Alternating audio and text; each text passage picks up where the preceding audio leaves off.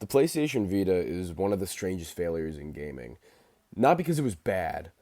Most people that owned one loved it, but because it kind of felt like it was abandoned halfway through its life, and that's why people still talk about it.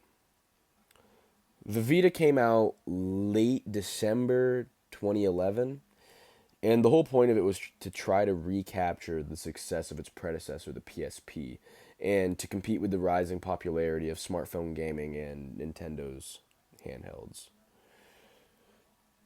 But the Vita kind of felt different from the other ones because it didn't really feel like a toy. It felt like Sony took a PlayStation 3 or an early PlayStation 4 and shrunk it and put it in your hands. It was heavy in a good way, and it was premium, and it felt very intentional with all of its like buttons and its layout. And compared to phones at the time, it felt unreal and honestly very robust. And a lot of people liked it because of the games. Like Persona 4 Golden, it wasn't just a port, it was the version to have. It added nearly a whole month of gameplay and was the main reason to buy a Vita. Gravity Rush, it was originally released in 2012 as a Vita exclusive, and it felt like something that could only exist on the Vita. But then later in 2016, it was remastered onto the PlayStation 4, but that's a different story. And then there was the Uncharted Golden Abyss. It was a launch title for the PS Vita, and it was kind of to show that you could play console level games on the go, and it used a lot of the features that the Vita came with, and it just proved that the hardware wasn't playing around. Because this thing actually had identity. The thing wasn't anything that was like a no name console. It felt very, very promising. But with all the good things that it definitely had its bad things. For starters, the memory cards. Oh my god. The memory cards were proprietary for no reason, and they were super expensive. Like, you couldn't just use a regular SD card, you had to buy the Sony ones that they made to basically play anything on the console. When I bought mine pretty recently. I found this out the hard way and had to buy a $70 refurbished Sony card to play what I wanted to play, and I wasn't very happy. And other than that, the console was just way more expensive than what they should have been. On release, the Wi-Fi only version cost $250, and the 3G plus Wi-Fi version cost $300. And then when you adjust that for inflation, this thing was expensive. It was way more expensive than anything had the right to be. But in 2013,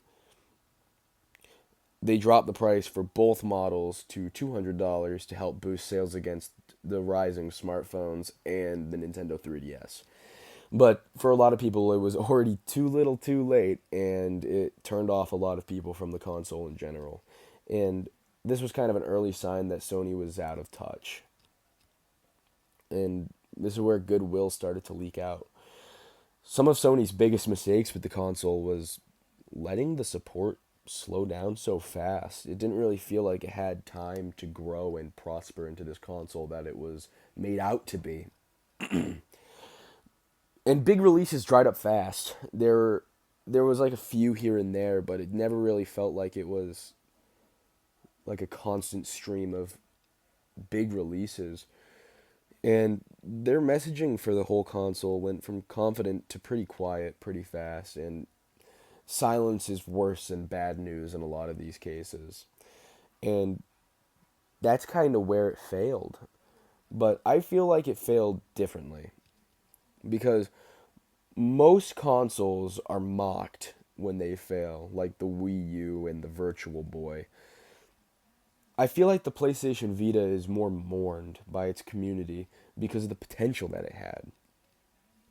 People don't say, remember how bad this console was? They say, imagine if they stuck with it. And I think that's pretty rare coming from a console that flopped. But just because the console flopped doesn't mean that it doesn't matter. Because the modding community kept this thing alive. There are so many mods, so many games that you can play on this thing, and that's exactly why the console is still alive. I've seen so many games that I couldn't even imagine being played on it, like Hollow Knight. I saw some guy playing Hollow Knight on his PS Vita, and I thought it was actually insane. And on another note, it became something that Sony never really intended. Sony never intended for the Vita to find its home in a modding community and just with people that love the small but impactful library that it has. And the Vita really does feel like a love letter to a lost era of handhelds that we don't really see anymore.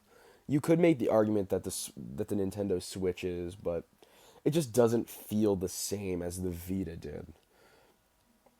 And in all honesty, it's living proof that good ideas can die without support. The Vita had so much potential and was shot dead soon after it was created, and that's really a shame because if you look at it, it has some impressive hardware for its size, and it's crazy that they let it die so fast. But with all that said, the Vita didn't fail because people didn't care. It failed because the company stopped caring first. And yeah, it still hurts to talk about sometimes, but I love my Vita. I love the small library I've built on it, and every time I turn it on, it reminds me why people never really let this thing die.